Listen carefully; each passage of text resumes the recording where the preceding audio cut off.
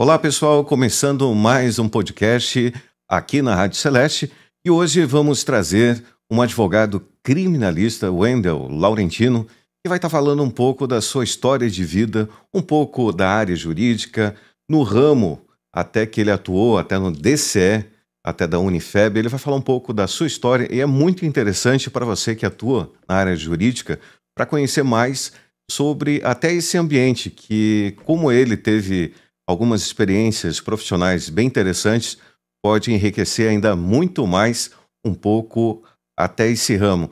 Vamos estar conversando então nesse momento com o Wendel. Wendel, é um prazer imenso estar conversando nesse momento até com você. Boa tarde, Michel. Eu que agradeço a oportunidade, de falar aí para as pessoas que vão ver o vídeo sobre a minha trajetória, meu trabalho e algumas dicas que servem não só para o pessoal da área jurídica, mas para a população como um todo aí. Até o ramo que tu atua hoje é uma área muito delicada. A gente até verifica muitos casos até que acontecem frequentemente. Há sempre uma certa, como se diz, uma audiência muito grande referente até aos fatos que acontecem na área criminal. Sim. A gente percebe sobre até questões de risco. É uma área um pouco difícil, né, de atuar, Wendel, diferente das outras demais, até para um advogado em si. Eu quando até iniciei a faculdade, eu não era a área especificamente que eu pensava em atuar, assim, né? Gostava, mas eu depois comecei a fazer um estágio na vara criminal da comarca de Brusque, que você vai se inteirando com o assunto e vai gostando, então é a área principal que eu atuo desde 2008. Hein? E falando um pouco da questão até acadêmica, a gente percebe que muitos, até dentro da própria faculdade, tem essa questão de liderança, e grande parte até desse pessoal que atua até com grande liderança estão ligadas até ao diretório estudantil. Eu conversei anteriormente, você falou que tinha alguma atividade até dentro do DCE. Sim. E isso foi importante também para a atuação que hoje que você está? Eu fiz primeiro parte do centro acadêmico do curso de Direito, né? Não como presidente, mas depois, na época, o presidente acabou saindo. Aí eu e Claro, tinha toda uma equipe, mas aí, extraoficialmente, eu e a Paula Maria Leal, que hoje está na Revista Oeste aí, a gente tomou a frente nessa época. Foi muito importante conhecer os professores mais a fundo, né? Atuar na questão da faculdade de Direito, o que poderia ajudar para melhorar. Depois eu acabei assumindo a presidência do Diretório Central dos Estudantes, do DCE.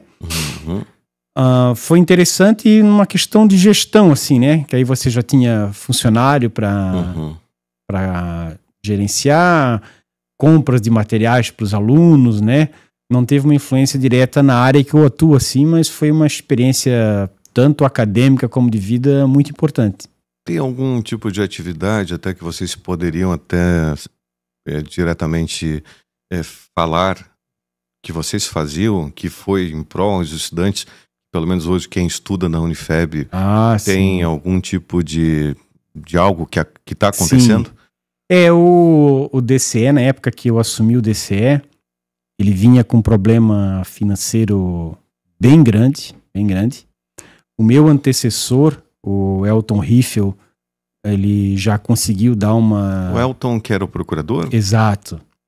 A gente já se conhecia do centro acadêmico, e ele foi o presidente antes de mim. Então, ele já pegou o problema, né? Ele conseguiu ajeitar muito a situação. Ele já me entregou numa situação muito melhor.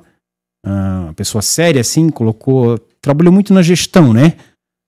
Talvez ninguém lembre do Elton, talvez ninguém lembre do Wendel como presidente do DCE, porque era uma época que o DCE não tinha ligação partidária. Talvez, questões polêmicas, né? Então eu via que o DCE, um período sempre estava envolvido com algumas ações teve uma polêmica grande na nossa época que foi... A questão do SAMAI, não? Não, da instalação do do estacionamento, sobre a cobrança. Eu lembro que deu... Então, como presidente, ainda era o Elton, né? Uhum. E havia paralisação, né? A gente fez uma mobilização junto aos alunos, né? Principalmente o Elton, mas a gente ajudava. Eu não fazia parte oficialmente do DCE, mas sim do centro acadêmico, mas ajudava. Porque acabando é sempre aquele mesmo núcleo que, assim como é num centro comunitário, numa associação, tem 200 pessoas, mas são aqueles 5, 10 que... presidente por 3 anos do Lions.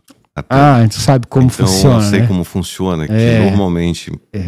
Recai assim, sobre aquele núcleo, às né? vezes para tirar foto tem milhares, mas muitas vezes tomar as decisões, às vezes é complicado, que é só às vezes, que tem que fazer as coisas. E foi um movimento assim que o DCE na época contratou seguranças para vigiar os carros que eram estacionados na rua, que a gente fez um movimento para que os carros não estacionassem dos alunos dentro do estacionamento. Primeiro uma tentativa de não ter, mas era difícil, mas que o preço também não fosse como eles queriam, né? Uhum. E nesse sentido até teve êxito, né?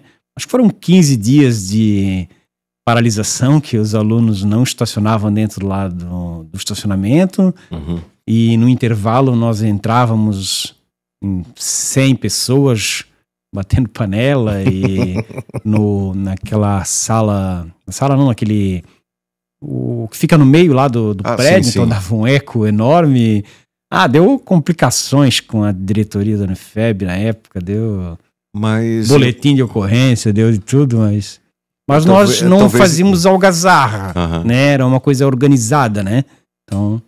E quanto à questão até da integração entre os alunos, qual foi a importância até do DCE Ações?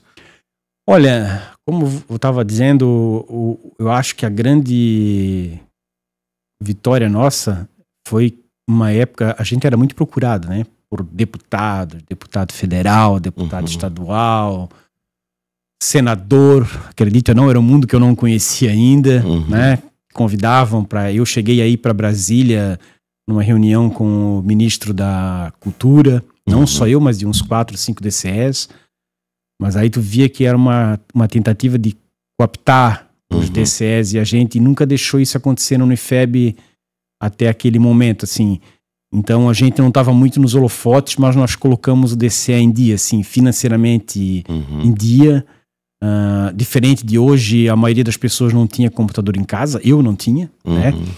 E você precisava para fazer trabalhos. Então o DCE focou muito compramos vários computadores, impressoras. Eu vi que agora eles têm até uma sala, né? Nós tínhamos uma sala maior até na época. Mas até agora eles têm uma sala até diferenciada. Lá, Nós tínhamos uma sala maior, que era próxima à cantina, no 2º andar, era bem grande. Então a gente comprou, acho que 6 ou 8 computadores, que era um valor alto, bem alto na época. Computadores, mesa, impressora. Nós tirávamos cópia para os alunos, que hoje parece normal, mas na época ninguém tinha, né? Você tinha que ir lá e pagar a um preço de custo praticamente, que o objetivo não era lucro, né? Então isso facilitava muito. A sala do DCE era sempre cheia de aluno fazendo trabalho. As carteirinhas do DCE tinha alguma... Não tinha. Não tinha. Na época era feito somente com a UNE, né? União Nacional dos Estudantes. Tinha a União Estadual dos Estudantes, mas tinha muito pouca ligação. Na verdade, nós começamos a ter uma ligação depois com a União Nacional Estadual dos Estudantes. Eu cheguei a fazer parte de uma chapa da União Estadual dos Estudantes e fizemos muitos jogos, tanto jogos universitários da Unifeb, como fizemos um junto com o DCE da Univale e da FURB, agregando assim todas essas faculdades, os alunos. Nós tínhamos eventos, né? Tinha baile de formatura que lotava, era muita gente, né? Eu lembro que teve um ano que o Ivan Jasper até estava organizando e colocou, não me lembro o nome da banda, ela cantou no intervalo uma música. Não. É o Ivan, toda hora que não, mas tem era o Ivan, tem das aranhas. Vocalista assim, tipo um pop rock assim, tinha uma voz mais grave, muito bonita. E ele ele cantou uma música no intervalo lá, com aquela cúpula lá, com o eco. Nossa, ficou maravilhoso assim. E lotava, o baile lotava, assim, era de sucesso. As pessoas esperavam realmente para ter o evento. O né? evento, por exemplo, dos calouros, existia no período de vocês ou não? Sim, existia. Nós fazíamos, por um tempo, era na Beira-Rio? 1º de maio, no Beneficente? Beneficente. Lotar o Beneficente, assim. Fizemos 2 vezes aqui, onde era o... Como é que é? Do Kiki, aqui No Velho Oeste? no Velho Oeste. Também, mas lotar, assim, de não ter onde colocar gente, assim. E aí a gente vendia ingressos, arrecadava um valor bom pro DCE. E era investido tudo nisso. Mesa, cadeira, computador, funcionário para pagar, né? A gente fez uma pesquisa entre os alunos, assim, nós chamamos de sala em sala, com uma lista de itens do que você achava que não é como hoje, que tem WhatsApp, você faz uma pesquisa e... Sim. Mano, isso era 2004 que eu fui presidente, o Elton 2003. Então você ia lá com os itens, educação, professores, o que tem que melhorar, o que não tem, e atrás um espaço para você colocar outras sugestões. Aí deu 1000 e poucos respostas, entendeu? Depois tu pegar tudo isso, Tabular elas. analisar, ver, fazer um documento, levar para a reitoria, sabe? Apesar dos embates que tinha, a gente tinha um relacionamento bom com a direção da Unifeb. Era Tridapalli na época? Era Tridapalli. Aqui estão as demandas dos alunos. Então a gente era o objetivo. Por isso que eu ressalto que talvez ninguém lembre de nós e lembre de outro que vá lá fazer barulho, mas o nosso objetivo era realmente o aluno. Nós participávamos muito ativamente em todo começo de ano de reuniões com a Unifeb para saber valor de mensalidade, quanto que vai ser, quanto nós discutimos, dava 3, 4 reuniões, discussões para não aumentar. Era trabalhado muito nessa parte.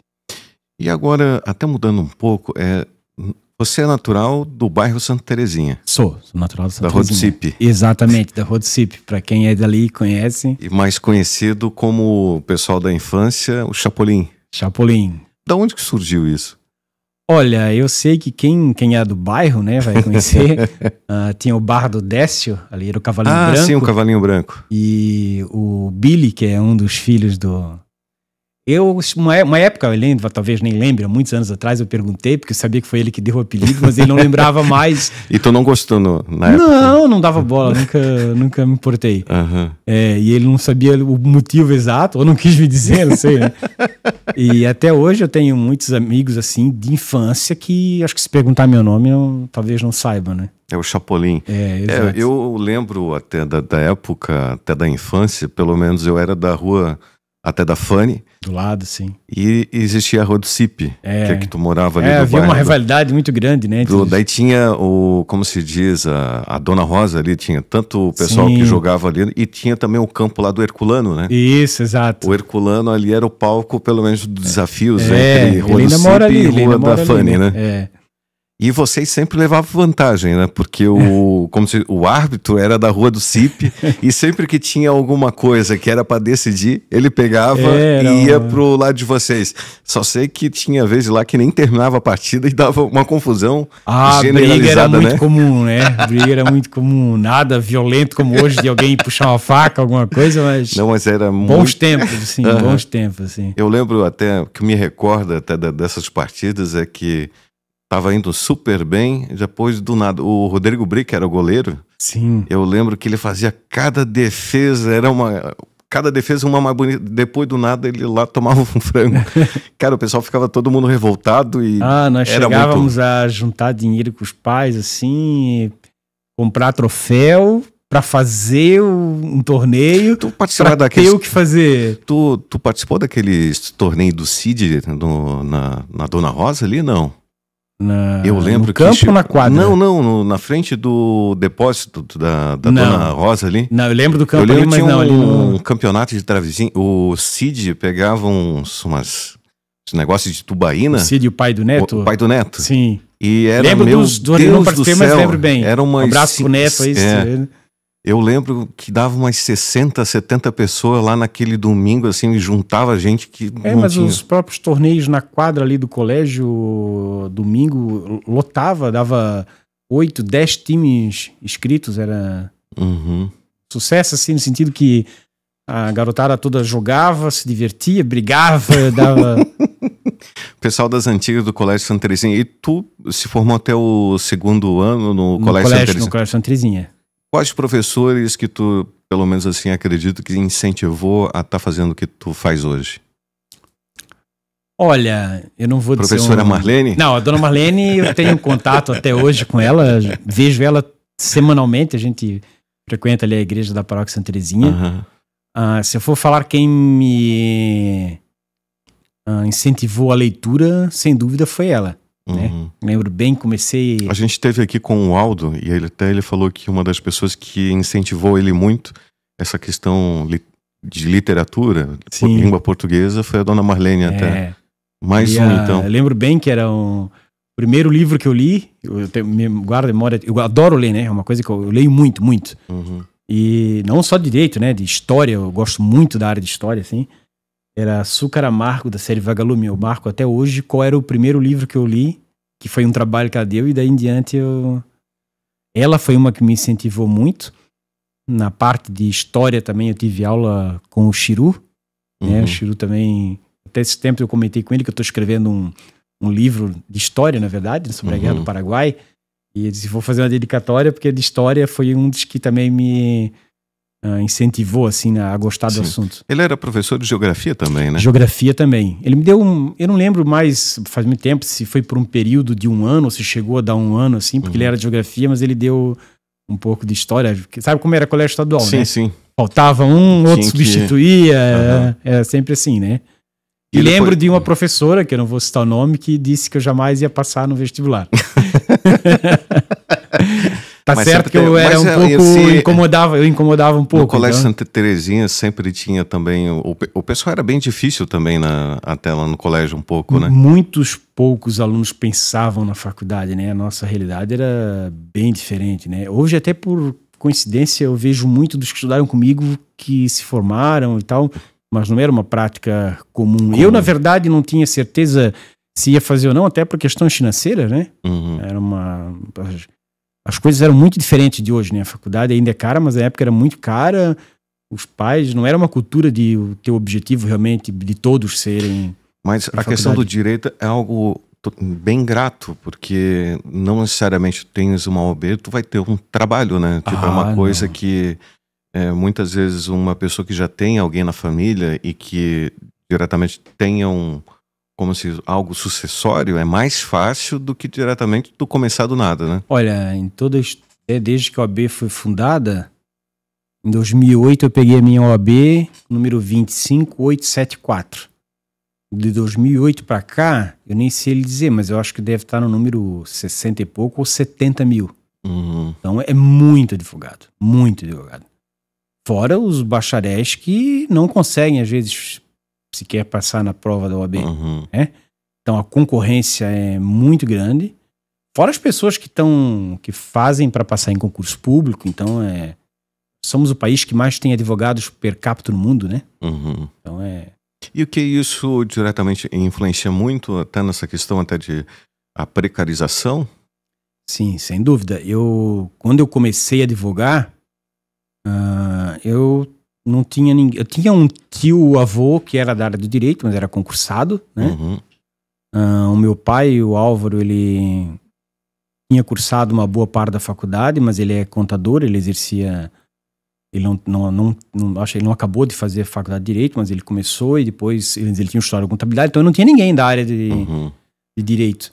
E quando eu estava no último semestre, eu e um amigo meu, o Luiz Marcelino Gonzaga Júnior, que é advogado hoje, nós resolvemos, vamos tentar. Ele sempre quis advogar e eu também sempre pensei no começo em advogar. E aí o pai dele, o doutor Isaías, faleceu ano passado, grande pessoa. Ele abriu um escritório então em Brusque, porque ele era de São João Batista e tinha um escritório em Balneário. E ele abriu um aqui em Brusque. E colocou vocês. E a gente cuidava, e ele era o advogado responsável. E me ensinou muito, não só da parte técnica, mas principalmente de como tratar o cliente, da importância, porque eu vejo muitos advogados hoje em que o cliente vem, ele te promete algo, cobra às vezes um valor grande e o cliente às vezes na expectativa ou num desespero paga e depois não dá certo. Então o advogado que te promete algo, você já pode desconfiar, porque não tem como você prometer algo que não é você que vai julgar, né?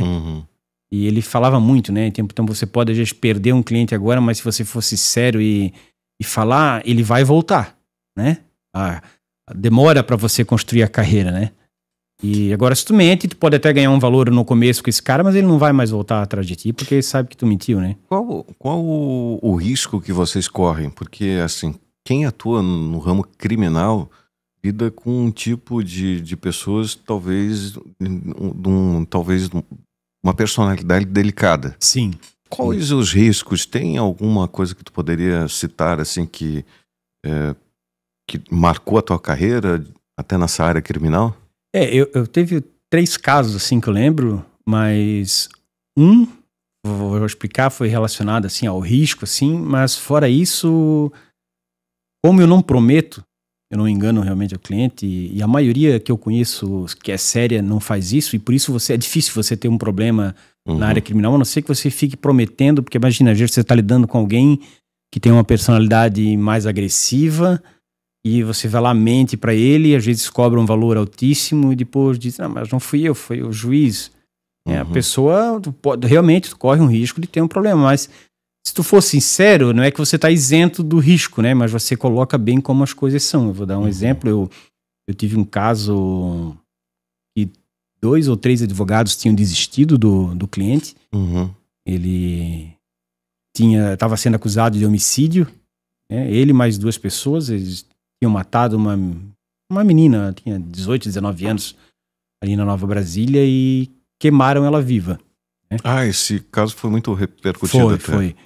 E desistiram, então eu fui consultado para fazer defesa. Na época não tinha defensoria pública. Mas fui nomeado, né? Foi nomeado pelo Fui Estado. nomeado pelo Estado. Aí os outros 2 desistiram, não quiseram. Então eu peguei, analisei o caso e vi que realmente as provas eram todas contra ele. Então eu cheguei para ele, foi uma pessoa, era muito fria, né?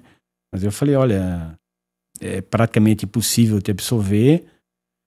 A tua pena vai ser em torno aí de 22 a 24 anos. Se eu tirar tal qualificadora, que eu acho que talvez eu consiga, e mais uma, tua pena pode chegar a 18. Se tu aceitar que eu te defenda desse jeito, então foi bem transparente. Ele aceitou, eu consegui tirar a qualificadora, ficou em 18 anos. Então nunca tive problema com esse cliente, mas eu fui honesto com ele desde o princípio. Existe um preconceito muito grande com a questão do criminalista. Por exemplo, você foi nomeado até pelo Estado, é que todo mundo tem o direito da defesa. Sim. Mas muita gente não entende isso, né? Na questão, tá advogando uma pessoa que foi acusado de tal delito.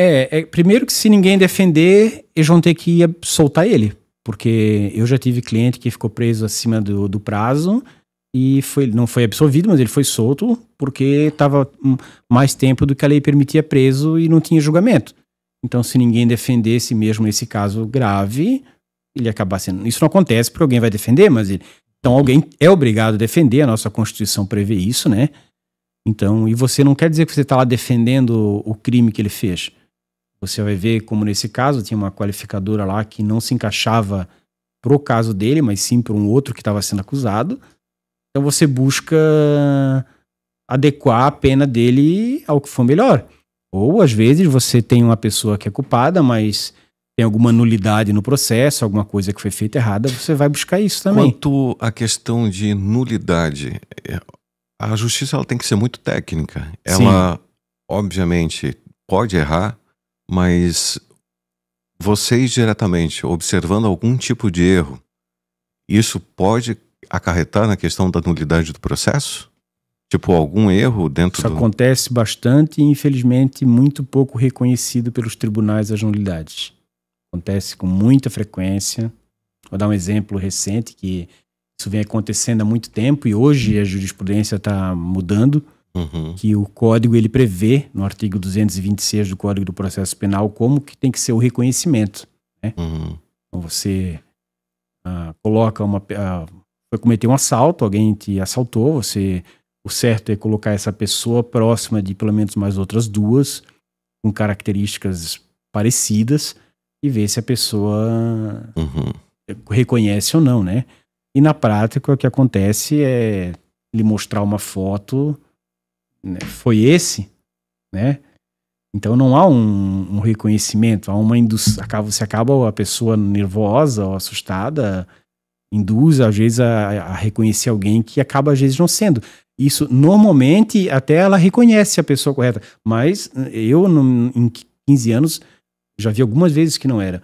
E você recorria e os tribunais, né, Santa Catarina, outros tribunais entendiam que o artigo da lei era uma mera um detalhe. Um detalhe, não é um detalhe, me fugiu a palavra agora, né? Mas que não era algo obrigatório, né? Mas hoje o STJ em Brasília vem reconhecendo a nulidade desses reconhecimentos. Assim, tu trabalhou como técnico também na área criminal. Se eventualmente no momento ali, vamos supor, no momento da audiência foi feito algo e depois escrito outra coisa sem querer, aquilo pode ser cabível, a questão até de nulidade, ou é um erro que pode permitido pelo judiciário? Não, isso acontecia hoje, como as audiências são todas filmadas, isso ajudou muito. Porque às vezes o cliente falava alguma coisa e o técnico, aí não por uma fé, porque eu não fui técnico, mas eu fazia um estágio que, né, hoje em dia nem se faria mais. Mas isso tudo, né? Não é observado depois até a sentença diretamente, o juiz ele não tem que verificar isso? O que acontecia, né? Você fazia um interrogatório lá de, às vezes rápido, às vezes 1 hora de interrogatório, o juiz fazia 2, 3 perguntas, dava pro escrivão, pro técnico, falou isso. Às vezes uma palavra que o juiz, que tinha o mesmo significado, mas uma palavra podia, no contexto da frase, atrapalhar. Muda tudo. Ou às vezes esquecia algum ponto, aí o advogado tem que estar atento para, né, pedir pela ordem, a gente chama, né, pela ordem, excelência, eu quero que mude, ele falou tal palavra e não isso, ou ele falou tal fato e não foi registrado, tinha que estar atento. Mas se caso, por exemplo, vamos supor ali no final da sentença, tem uma data específica e aumenta essa data sem querer. A data da pena, por exemplo? De pena ou alguma coisa existe? Não, se for da pena, ela não é nulidade, aí você faz o recurso para adequar essa... Acontece, às vezes um erro de digitação também, saiu uma pena diferente do que era. Mas isso, por exemplo, é cabível ou não? Ela aí não seria uma nulidade, mas você faz um recurso, né, para mudar isso. E quanto à questão, por exemplo, de responsabilidade, é muito complicado, por exemplo, trabalhar numa área dessa, por exemplo, até um técnico ou até um próprio estagiário. É uma responsabilidade muito grande. Pro Estado, pros funcionários, é muito difícil de dar algum problema. Não é que não dê, mas é raro você ver algum tipo de responsabilização civil por isso, né? A não ser que seja comprovado algo de má fé. De má fé, né? Mas aí nessa parte eu já vejo pro advogado é complicado, porque às vezes o seu cliente pode até ser culpado. Eu já vi um caso onde um advogado não recorreu de uma sentença e depois a pessoa processou ele em Santa Catarina. Processou ele por danos morais, por não ter recorrido e foi condenado por isso. Então é algo que você tem que ter muito cuidado. É uma situação um pouco delicada até que vocês... Muito, né? O prazo tira o sono do advogado. Mas num caso desse, por exemplo, dele foi processado, vendo que houve uma falha do advogado, ele pode recorrer devido à falha ou não? Não. Prazo se foi. É uma situação, por exemplo, que o advogado em si, tipo, ele tem que ter essa responsabilidade. E esse foi nem era uma ação criminal, que eu tô te falando, era uma ação, um problema com trator, eu lembro bem do caso. Mas, por exemplo, se for um processo criminal, você pode acabar perdendo o prazo e a pessoa ser presa, né? E mesmo que ela seja culpada, você corre o risco ainda de ter que sofrer uma indenização, né? Então, às vezes o cliente também acha, mas que caro esse valor do honorário, esse trabalho, mas dependendo do caso, a responsabilidade é muito grande. E como que vocês lidam assim com a questão de prazo? Muitas vezes essa questão de prazo, ela é via sistema ou de forma oral? A comunicação. Via de regra é sistema, né? Às vezes acontece de você está na audiência. Hoje em dia, depois de 2008, que houve uma mudança no Código do Processo, a audiência deveria ser uma audiência única e terminaria tudo. Então, você faz os interrogatórios e aí o juiz você faria e o promotor as alegações finais, né, que seriam o resumo final de cada parte no processo, faz oralmente e às vezes, por ser um caso... Pode abertura de prazo nesse momento? Ou não, geralmente, via de regra, na hora. Acabou o interrogatório... E ele pode falar de forma oral para abertura do prazo? Faz de forma... Não, ele não faz abertura, né? O juiz dá a palavra ao Ministério Público para fazer as alegações ali na hora do resumo, e o advogado também. Se uma das partes ou as duas achar que é um caso mais complexo, ela pode pedir para fazer por memoriais, que a gente chama, que seria por escrito em gabinete. E aí, geralmente, o juiz diz, a partir de hoje, 5 dias, você sai dali com o prazo intimado. Aí você tem que anotar aí na sua agenda. Pergunta, qual a melhor forma? Tu acha melhor defender de forma oral ou por escrita? Eu geralmente faço de forma oral, né? Mas se você, por exemplo, eu tive um caso recente que envolvia muita questão técnica, né? Era meio ambiente, perícias, que eu queria apontar algumas falhas na perícia. Aí é difícil você mas você não consegue ter tantos detalhes, né? Aí geralmente num caso assim você pede para fazer por memoriais, por escrito, para poder aprofundar melhor alguma nulidade, quando é alguma questão mais técnica. E a questão de defesa, quanto mais melhor ou mais resumida melhor? E também varia, né? Por exemplo, eu fiz uma audiência recente do interior de São Paulo, onde a testemunha da acusação, uma não veio, a outra não se lembrava de quase nada. Então, eu orientei meu cliente a ficar em silêncio, porque você tem que produzir as provas no processo. Né? As provas que estão lá, foram feitas lá na delegacia de polícia, elas não servem para condenar. Elas têm um peso, mas elas têm que ser refeitas, via de regra, na justiça. Né? Então, se a pessoa deu um depoimento só lá na delegacia, mas depois no fórum não lembra ou diz que não foi assim, então não tinha provas. Então eu fiz a orientação ao meu cliente a ficar em silêncio e eu fiz a prova, as alegações finais orais e de uma forma resumida. Agora, se surgirem muitas questões para serem rebatidas na audiência, aí você vai fazer uma alegação mais extensa, né? Vai muito da estratégia do advogado. É como na defesa, né? O seu cliente é intimado para apresentar a defesa em 10 dias. Há casos que eu posso, quando eu apresentar essa defesa, eu já explanar todas as minhas teses, né? Tem casos que não é interessante, que eu faço talvez uma defesa genérica, porque eu não quero também que outra parte chegue na audiência e já saiba tudo que perguntar para as testemunhas, porque às vezes você acaba chegando ao teu escritório alguma informação extraoficial que você vai ter que pesquisar mais a fundo, então tu deixa para levantar essas questões mais no final. Sobre até a questão de testemunhas, sobre questão de provas, muitas vezes tu tem essa sinergia junto com a pessoa que tu está defendendo ou tu quer tomar totalmente a frente da defesa? Não, cada um trabalha de uma forma, né? Eu aprendi nesses anos assim que primeiro essa questão de ficar orientando muito testemunha ou sendo bem direto a mentir, e é uma ideia que muita população tem muito, né? Que o advogado geralmente dá errado.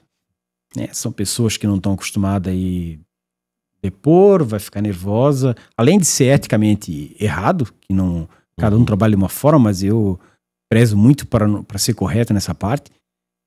A chance de dar errado é enorme.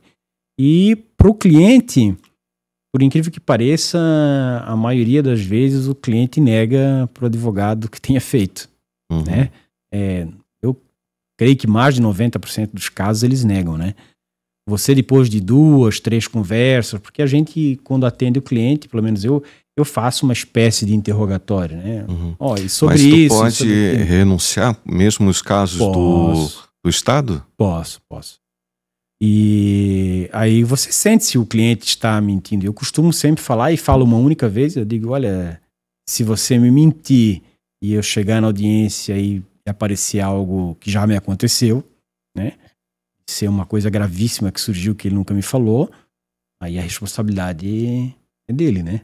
Ou às vezes contam uma versão que não é descabida, mas se o cliente insiste em dar essa versão, eu vou com essa versão, a não ser que seja algo que eu realmente não concorde, aí há um conflito de interesse de como levar a defesa, aí eu acabo renunciando, né? E quanto questões de casos atuais, até recentemente teve aquela situação até de Itajaí, a qual tu poderia sim, até citar talvez alguma coisa referente até esse trabalho que tu vem até falando? Eu lembro bem que era eu não estava acompanhando o caso, eu não tinha notícia ainda. Quarta-feira à noite ela havia sumido.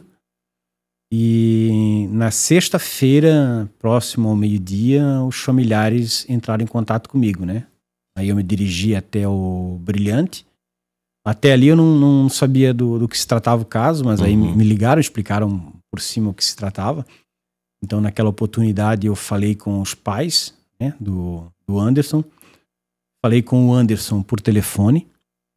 Aí, eu acho até interessante, porque ele é muito rotulado como que estava foragido, mas há um fato que é incontroverso. O delegado de polícia esteve... primeiro, voltando um pouco, na quinta-feira, o Anderson esteve na delegacia de polícia. Eu não tinha sido contratado ainda. Ele e o pai dele foram até a delegacia de polícia em Itajaí, prestaram depoimentos, né? Na sexta de manhã, a polícia retornou na casa do Anderson. No momento em que a polícia estava lá, isso eu ouvi não só dos familiares, mas dos próprios policiais. Populares estiveram na casa do Anderson.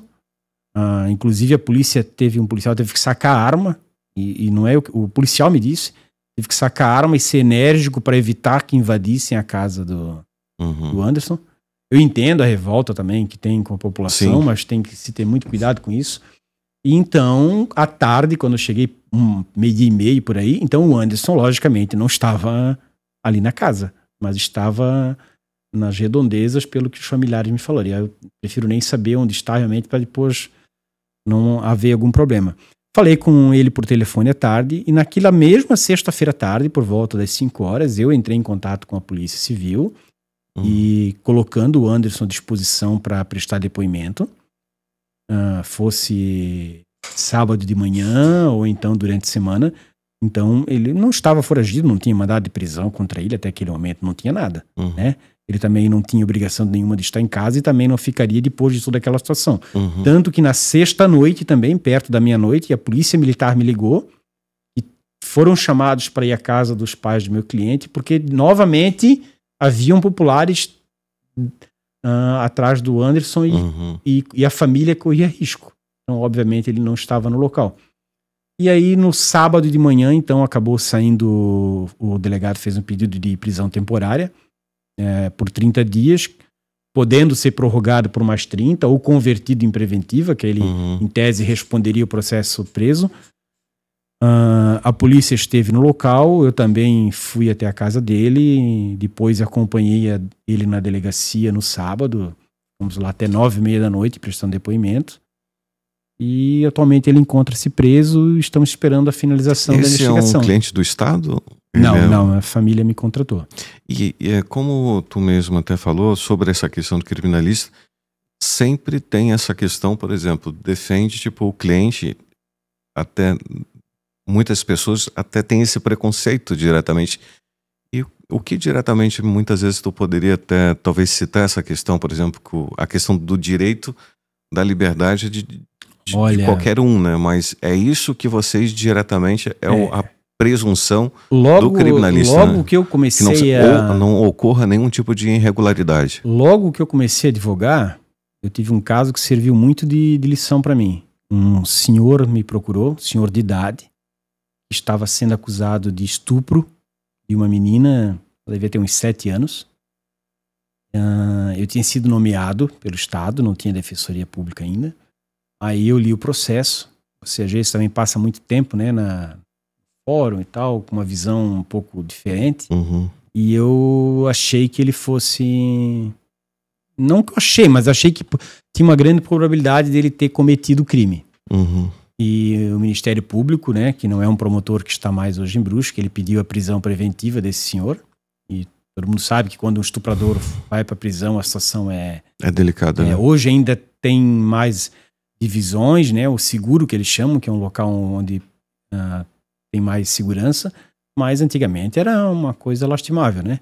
E aí, se você fala para alguém, estuprador tem que estar na cadeia, mas calma, ele não havia sido condenado ainda.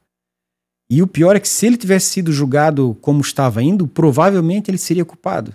Tinha um exame de corpo de delito, foi feito na menina, e tinha tido o rompimento do ímen, e nós só conseguimos absolver porque uma parente dessa menina me procurou no escritório, e eu não vou dar muito detalhe para não saberem quem é a menina.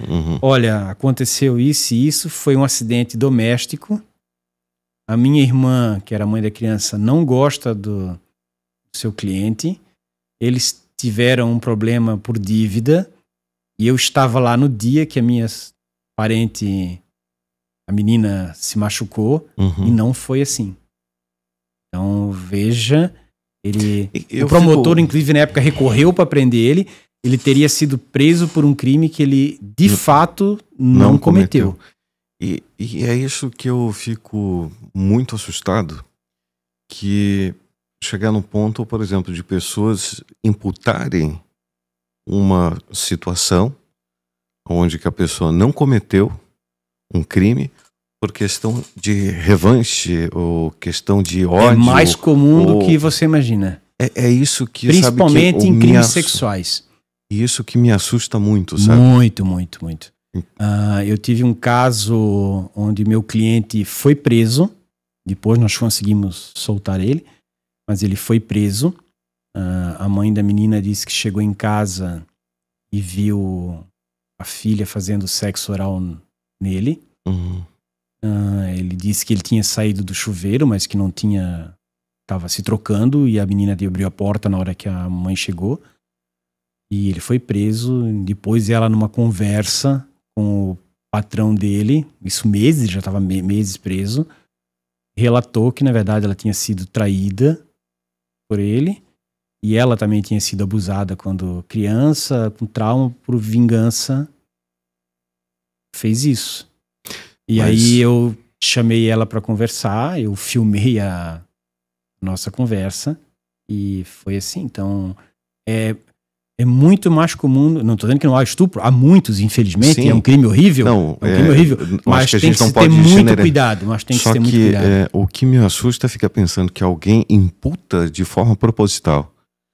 Eu até como diretamente trabalho na área de jornalismo, eu até fazendo matérias, presenciando, tipo, pessoas, não estou falando da questão sexual, mas pessoas utilizando o sistema para prejudicar pessoas, tipo assim, diretamente utilizando, instrumentalizando a questão do Estado, é uma coisa horrível. E assim, como uma pessoa diretamente tem a capacidade, tipo assim, até muitas vezes que estão ligados a situações que muitas vezes a gente nem imagina. Então, tu vê situações que tu não acredita, assim. Eu falo do estupro porque é um crime muito peculiar, porque geralmente não há testemunhas. E não há testemunhas. E causa muita comoção também, né? A comoção, a imprensa, a população, e geralmente não há testemunhas. Então, é a palavra da vítima, né? Então, a criança não mente. Olha, não é assim. Essa criança daquele senhor, ela, claro, mentiu porque a mãe pressionou, sei lá o que tipo de pressão fez na criança. Não que ela espontaneamente quisesse ter, mas acontece. Então, como não tem testemunhas, não tem ninguém, então você veja, só o Wendel, numa cidade como Brusque, que é pequena, perto de outras, eu tive 4 casos, não que foram absolvidos pela dúvida. Nós absolvemos porque ficou provado de que era mentira. Se só eu tive 4 casos assim, claro que eu tive um universo de vários casos de estupros, que alguns que eu acreditava que não eram, e no decorrer do processo acabei vendo que era, né? Isso aconteceu. Mas para mim um universo grande, porque se só o Wendel teve 4 onde ficou provado que não era, que era mentira, fora os das dúvidas, Você imagina, multiplique isso quanto... Eu vejo que hoje está muito difícil até de se relacionar, presenciando até alguns depoimentos de colegas até do senhor, ver casos que muitas vezes até pessoas utilizam-se instrumento da lei para prejudicar. Tipo, como é o caso que realmente é algo bom para as mulheres, mas muitas utilizam algo que era para ser benéfico para as mulheres para diretamente prejudicar pessoas. E às vezes atrapalham as outras mulheres que realmente estão precisando. Né? Que realmente estão precisando. Uma dica se você é solteiro e namora alguém que tenha filho pequeno, eu falo porque eu passei por isso, né? Quando eu conheci minha esposa, tem minha enteada que é como uma filha para mim, mas no começo do relacionamento é bom ter cuidado. Casos que a gente pega no dia a dia que você não sabe exato quando você acaba de conhecer uma pessoa como ela é, se você traição é errado, mas você pode cometer esse erro e alguém lhe imputar um crime que não fez e é muito sério, a pena é altíssima, a situação desse tipo de preso lá dentro é enorme. E claro, não é só esse tipo de crime, né? Mas esses crimes onde não há testemunhas é que é o pior, né? Eu vi casos, tipo, no sentido até da questão da Maria da Penha, de a pessoa colocar dentro da sua casa, ela acusa de um crime e tu é obrigado a sair da tua própria casa. Sim. É fantasioso isso ou existe possibilidade? Existe muito. Existem muitas mulheres que sofrem graves ameaças e precisam da proteção do Estado, da polícia. E às vezes você nunca sabe quem vai ser o delegado, né? Às vezes ele pode estar de plantão, pode não estar, pode estar de férias, tem outro. Você não sabe qual é o delegado que vai lhe atender, ele é um ser humano, se é uma pessoa mais machista, talvez não te lhe dê tanta atenção, se for outro que é mais ligado à causa, vai lhe dar mais proteção. Mas quando as pessoas, e acontecem, né, de mulheres acabarem fazendo um boletim ou fantasioso, ou que os fatos não são tão graves, mas para ver a pessoa sair... Mas a casa é sua. Coloca a pessoa, por exemplo... Eu tenho uma casa só minha. Eu conheci a pessoa há 3 dias. Não, 3 dias não, mas eu conheço... Há uma semana. Eu tenho uma casa minha. Mas então, é isso que muitas vezes até esses vídeos de internet, às vezes eles enganam muito. Não, mas é parecido, mas por exemplo... A pessoa conheceu uma pessoa na balada. Tipo, eu tenho lá o meu apartamento, daqui a pouco tá uma semana com a pessoa, daqui a pouco ela imputa uma situação onde que tu é obrigada a tirar, sair do local e depois no final... Pelo que a gente vê no vídeo, não sei se isso é verdade. Por isso até que eu queria perguntar, até tu trabalha assim, ainda pega teus pertences ainda no período e tu não pode fazer nada. Não é bem assim, mas é mais ou menos. O que acontece às vezes, né? Você encontra uma pessoa, tá namorando, tá aí um mês namorando e resolve morar juntos, né? Juntar as trouxas, como se fala, né? A casa é sua, você já tinha ela antes do relacionamento. Estão morando aí, não há um período específico, a lei não fala nisso, né? Mas pode ser uma semana, pode ser 1 mês, 2. Estão morando juntos, a tua namorada não tem outro lugar para morar, ela não tem nada, ela está de fato vivendo com você e você agride ou ela diz que ameaça, pode acontecer de sair medida protetiva, você ter que sair da casa, você não vai perder a sua casa, mas você vai ter que procurar um outro lugar enquanto resolve esse processo e aí depois ela sair do imóvel, mas no primeiro momento, quando sair a medida protetiva, você vai ter que sair do lugar. Mesmo a casa relacionamento hoje é muito difícil, né? Complexo, bem complexo. E também é um outro crime que geralmente não tem testemunhas, né? É claro que se a mulher é agredida, é mais fácil de provar, porque faz o exame de corpo de delito, vai ter as agressões, mas às vezes uma ameaça verbal... Ela pode de fato ter acontecido e geralmente aconteceu, mas há casos sim que não aconteceu e acaba resolvendo isso, fazendo isso para resolver uma situação civil ou alguma outra coisa, né? Essa questão de, por exemplo, ameaça, muitas vezes pode ser utilizado, como que tu falou, existe tipo essa questão, às vezes de uma forma mais para prejudicar a vida da pessoa? Não vou dizer que é a regra, pelo contrário, é a exceção, mas acontece sim. Então é uma situação, como se diz assim, que tem que se tomar muito cuidado. Tem que tomar muito cuidado. Aí, claro, vai se olhar o histórico, né? Se ele é se a vítima faz o boletim de ocorrência. Por isso que é importante também a mulher, quando ela for agredida ou mesmo ameaçada, fazer o boletim de ocorrência. faça, se daqui a pouco voltaram, tudo bem, acontecer de novo, faça, porque aí, quando você for à delegacia numa situação mais séria, vão conseguir verificar o histórico dele, né? Porque, bom, se a pessoa nunca teve nenhum boletim de ocorrência, talvez você lhe dê o benefício da dúvida, né? Agora já tem 3, 4 boletins de ocorrência, já teve um exame de corpo de delito, aí as chances da pessoa realmente ter cometido o crime é maior, né? Facilita tanto para ela como para as autoridades e tudo mais, né?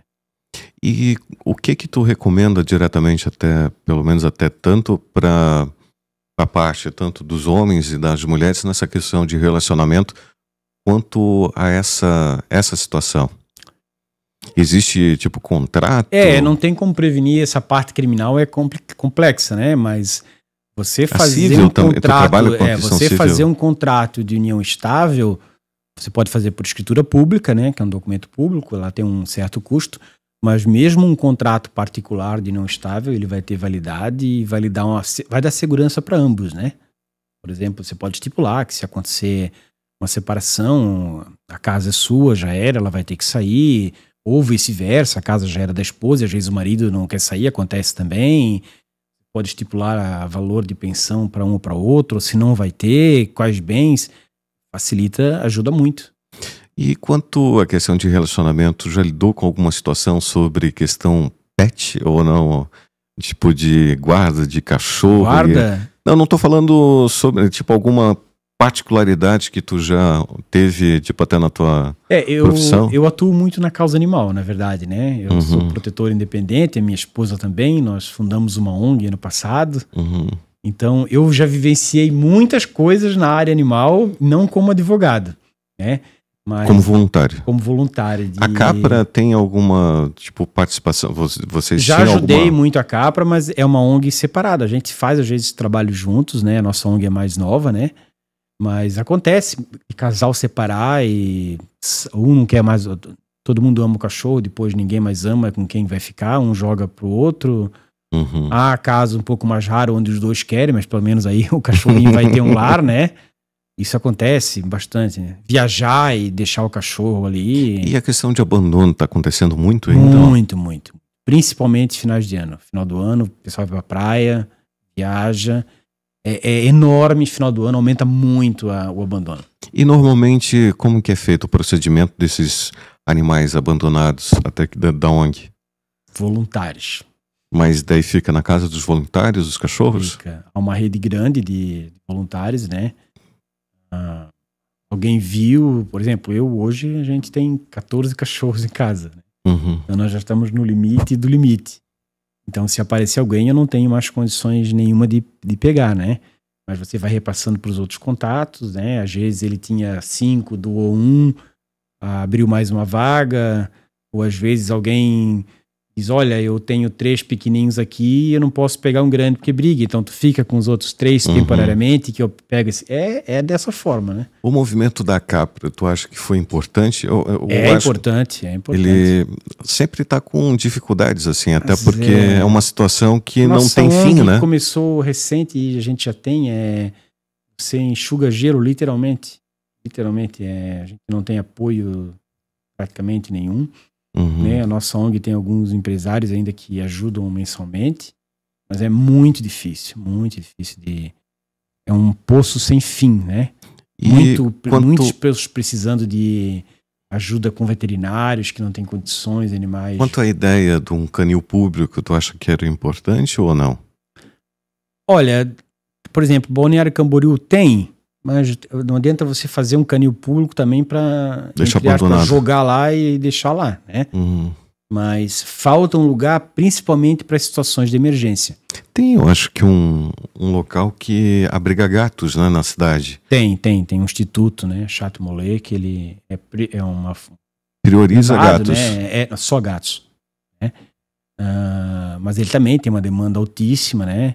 E aí você tem que ver, porque tem a FIV-FeLV, que é tipo a AIDS, ou a leucemia felina, né? Popularmente chamada, que é transmissível. Então você tem que fazer um exame, porque se o gato tiver, você não vai colocar ele no local onde tem outros que vai contaminar aquele. Aí você tem que procurar um voluntário que já tenha algum gato. Mas tem alguém do voluntário lá que é veterinário? Tu conhece o projeto deles? É do Instituto? Pessoalmente não, mas é muito estruturado. Lá tem veterinário, tem. Uhum. E vocês pretendem, tipo, dar um passo, tipo, alguma não, no sentido de crescer? Da nossa ONG, na verdade, hoje não é tanto foco no resgate. A gente vê muito a questão veterinária, muitas pessoas carentes, e o animal precisa de uma operação, precisa de um atendimento urgente e não tem condições. Então a gente tenta ajudar dessa forma. Tinha um movimento de castração coletiva. Tinha. É importante isso? É muito importante. Para mim é um dos fatores principais para não ter a reprodução desses animais, principalmente os que estão na rua, né? Uhum.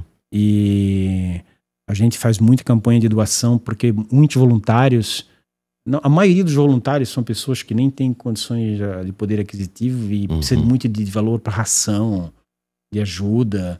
Às vezes um cachorro que está abandonado na rua, que quebrou uma pata, qualquer coisa dessa é R$1.000, R$2.000. Então a gente faz uma campanha, vai atrás, a gente resgata também, mas como está todo mundo lotado no momento, né? A gente atua nessa área. E como que as pessoas podem conhecer mais o projeto, Chopolin? Olha, nós temos no Instagram, né, que é ONG BioSC, né? Nossa ONG, ela é uma ONG na área ambiental. Nosso foco até é a proteção animal, mas como no meio ambiente como um todo. E como que as pessoas podem ajudar? O que a gente faz hoje, nós estamos agora iniciou ontem uma campanha de uma rifa também, né? Para levantar fundos, para pagar um pouco das contas junto às clínicas veterinárias, comprar ração, né? Denúncia já ajuda bastante você denunciar para os órgãos e fazer pressão nos órgãos públicos, seja polícia militar, seja na prefeitura, para dar um auxílio, né? Uma pergunta, as clínicas, muitas vezes elas trabalham com algum tipo de benefício no sentido de, como é para a ONG, um preço diferenciado? Dão um preço bem diferenciado. Umas mais, outras menos, né? Mas dão sim, a SOS, por exemplo, nos dá um desconto muito bom, né? Dr. Tiago, que é lá na Nova Brasília, também dá um desconto muito bom, outras também dão. Então tem também um apoio por parte das clínicas, como todo, a doutora Lenice, ali na Santa Rita, que é viva, agora o nome exato, doutora Lenice, também dá desconto, e assim tem várias, umas mais, outras menos, né? E nesses pontos, existe algum tipo de trabalho de doação de ração para esses animais? Como que funciona? Na verdade, a gente tem no Instagram lá da ONG, né, tem os nossos contatos, tem o meu, da minha esposa, de Bruno e outras pessoas que são, e a pessoa liga, tem tanto de ração, tem um saco, você pode vir pegar, ou deixa lá em casa, ou então compra na agropecuária e diz, deixei um saco de ração lá, vocês podem. Aí a gente vai atrás e nunca para, porque já tem para quem dá, a gente fica levando, né? Sim. E como tu falou, é um trabalho meio que enxuga gelo, né? Sempre. Tem uma continuidade até o trabalho. Sim, não para nunca. E até o papo foi muito rápido. Eu, até para finalizar, queria te agradecer muito até pela participação aqui no podcast. E até para a gente finalizar, qual a mensagem que tu deixa até para quem quer atuar tanto na área até do direito, quanto também a gente percebe até nessa área até voluntária. Qual a mensagem que tu deixa? Olha, na área do direito, eu diria para pessoa, mesmo no mundo que a gente está hoje, que pode parecer utopia, mas primar muito pela ética, né? Não é da boca para fora.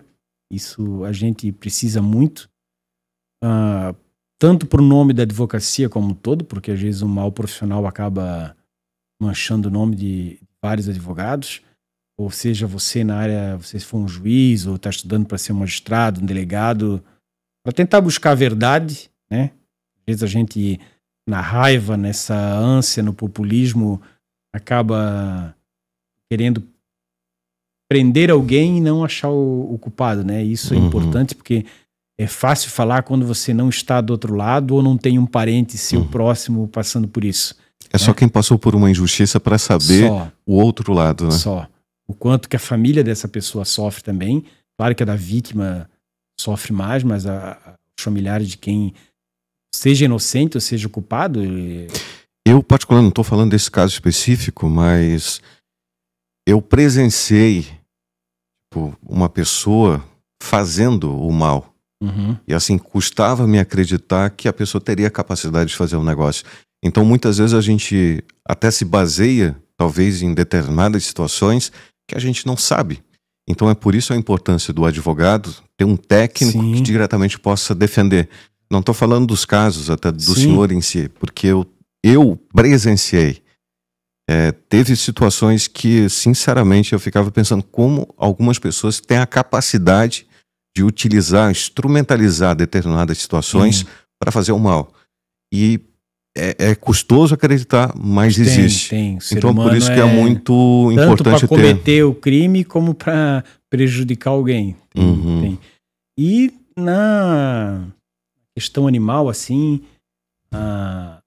seja a ONG nossa, a BioSC, seja a Capra, seja, agora me fugiu o nome também, mas tem a Thaís Pedrita, que faz um trabalho muito bom também, que tem a ONG, né, eu me recordo, e hoje em dia são 3 ONGs na cidade.